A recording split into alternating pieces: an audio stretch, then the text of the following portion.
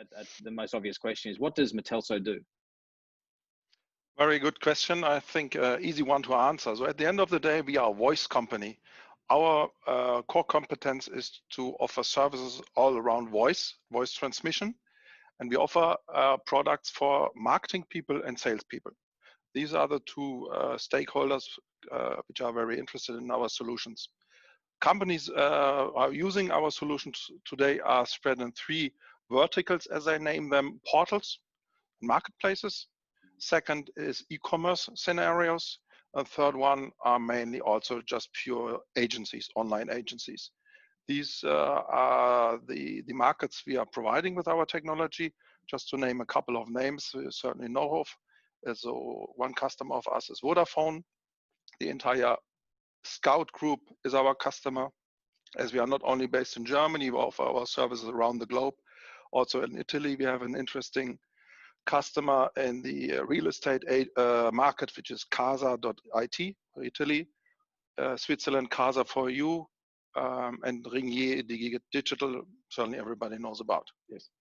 Now, that's a good example, right? How does Kaze use your products?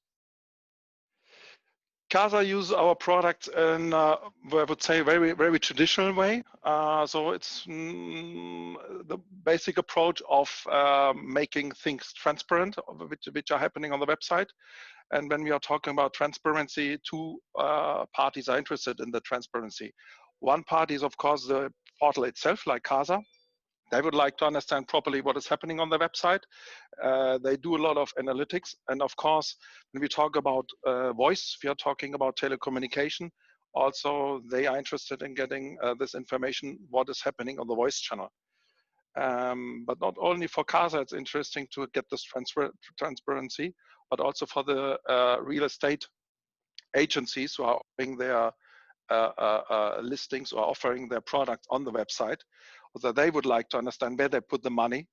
So to make a long story short, transparency is very important for both of them. Okay, so they will implement telephone numbers on listings. So they go through your technology. They can track how many calls were made, the content of the calls, how long the calls were going for, which agents answered the calls, which agents didn't answer the calls. So they can then provide greater transparency into how well their website is functioning as an advertising vehicle for the real estate agents. Absolutely. How is Matelso thinking about helping portals move from just this point to point, I'm calling an agent, I'm calling a car dealer, to then going further to saying you can implement other models using voice as the underlying vehicle? Because we have the entire back-end solution to do it. So we are proud to be the voice specialist, as I mentioned at the beginning. We have millions of features already today we are offering, and we are willing to sit together with decision makers on the table and say, listen, how can we change the rules of the game today and tomorrow? We want to grow with the customers, and I can only put options on the table. It's not up to me to make the definition of the song. I'm not responsible for the business model of the marketplaces, but I do not see Matelso just being a provider of call tracking technology. This is good, this is great, we can do it, but we like to change things. Alexander, a question from your perspective. What has been the impact of the coronavirus on your customers?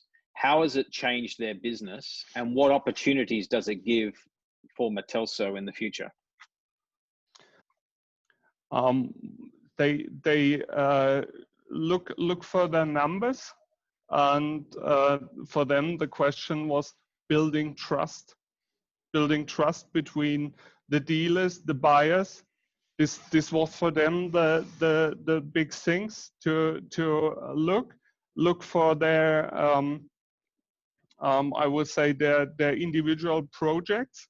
The months before we talked about, and now they say, okay, we have this problem now, and please work with us, change way, show us new ways to contact customers, or building networks, or gotten connection between customers, dealers, platforms.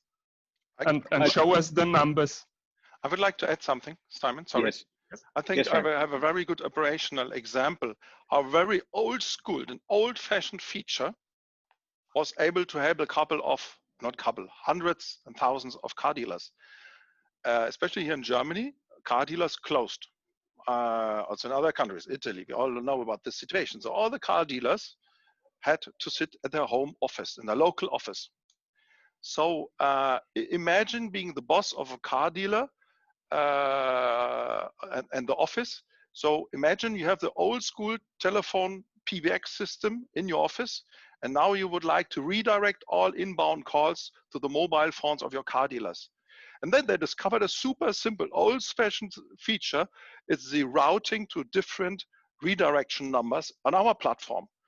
So our customers use this feature just to redirect all inbound phone calls to their mobile phones or to their existing home offices landline numbers. So there's two ways. One is helping their internal efficiency and effectiveness, telephone calls coming in, routing them to the appropriate person who is working from home. And I assume the second way in which they're using it better is to demonstrate to their customers that they're creating value. This is how many telephone calls we're generating. What we know is that telephone calls are more important than emails because someone is a hot buyer. And in these times where the number of leads being generated is less because people can't physically go and look at cars or can't physically go and look at houses, that these leads are more important. So I assume they're using your technology as a way to demonstrate to their customers the value that they're creating. Sure. In general, this is as we identified already before, transparency is king, and also, of course, here in this situation, even more. The more transparency you have, the better it is. Absolutely.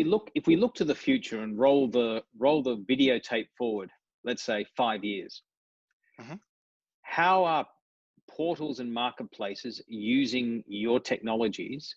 And when we talk about telecommunication, I always say I would like to make teleportation, but we are not yet technically ready. But why the hell don't we use the good old video channel?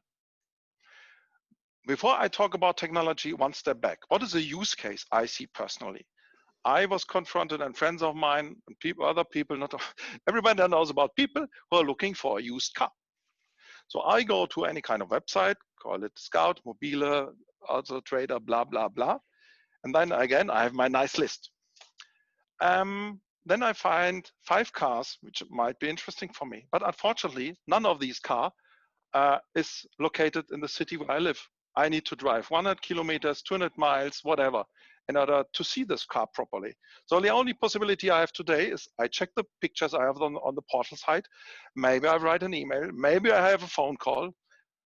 And I hope from the perspective of the seller that the trust level is so high that the potential buyer takes his existing car to drive 100 kilometers to check the potential new car. But every time he needs to drive 100 kilometers, 200 kilometers, blah, blah, blah. How can now video, for example, support virtual reality, virtual sales, reducing friction, making the things faster, as I was talking before? I mean, we have the basic technology already today in place because we have the link between the cookie and the voice channel.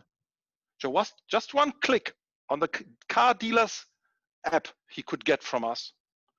And he could take his camera, his mobile phone. I'm the seller now. And I have the potential buyer on the line and say, oh, you're interested in the car. It's a super car. Let me go with you. You stay where you are, 200 kilometers away. I take my mobile phone. I go around the car now for you. And you tell me if you would like to see the trunk, if you would like to see the motor. Just tell me the spots you would like to see with my 4K camera. And after this 10 minutes call, where I did a good job being a salesman or lady, what was my achievement? I raised trust level in order that this potential buyer will make the 100 kilometers to come and truly see my car. And this is an outlook. When I do not talk about 5 years into the future, this is something we can offer certainly until end of this year already. Now maybe one spotlight into 5 years. What about virtual reality? What about 3D? not yet really a proof of concept on my in my desk, but this is something we are working on to ask ourselves, how could we offer technology in the future to remove this friction, remove the distances we have today, and at the end of the day, what is most important for me, to give the power to the portal, because once the portal, the marketplace has this transaction capability, these features inside of the backbone of the core, they have the power. They have the power, like Uber has the power to have all the taxi drivers and all people who need a taxi driver. They have the power, and they have the app to link all these people. And the less friction, the better it is. Shows Uber, and marketplaces still have a lot of friction between potential sellers. Well, here are my sellers on this side and the buyers here. Okay.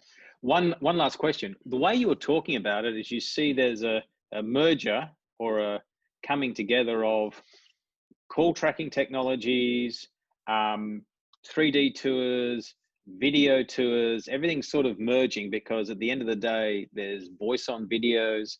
You can add video to calls, because if I'm using my phone and I can turn on the video instantaneously, I'm using a WhatsApp or a WeChat or whatever.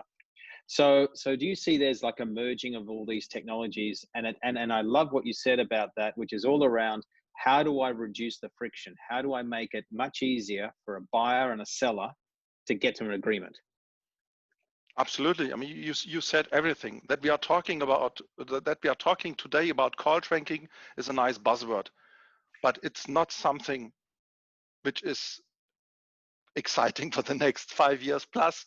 There are millions of things to do. Frank and Alexander, thank you very much for taking this time to have a chat about Matelso and what you're doing. First of all, it's fascinating to understand how you work with customers today. But what I think is very important is how you're thinking about the future and the opportunities that are being created in this post-COVID-19 world. So thank you.